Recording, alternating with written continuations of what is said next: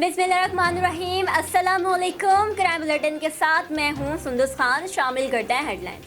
कराची में दिन दहाड़े लूटमार की वारदातें बढ़ने लगी। PECH में मुसल्लह मुल्ज़िमान नौजवान से मोटरसाइकिल छीनकर फरार हो गए। बाकी की फुटेज CCTV फुटेज में देखी जा सकती है। CCTV की मदद से मुल्ज़िमान की तलाश शुरू कर दी गई।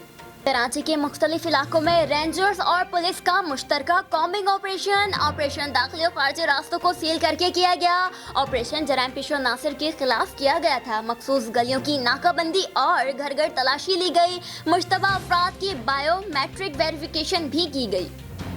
SHO इब्राहिम हैदरी चौधरी शाहिद का पुलिस पार्टी के हमरा जुए के अड्डे पर छापा।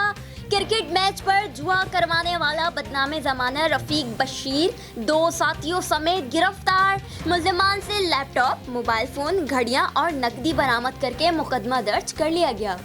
शराफी गोट में अफसोसनाक वाक़या। शादी की तकरीब में फायरिंग से 2 बच्चों समेत 3 अफराद जख्मी हो गए।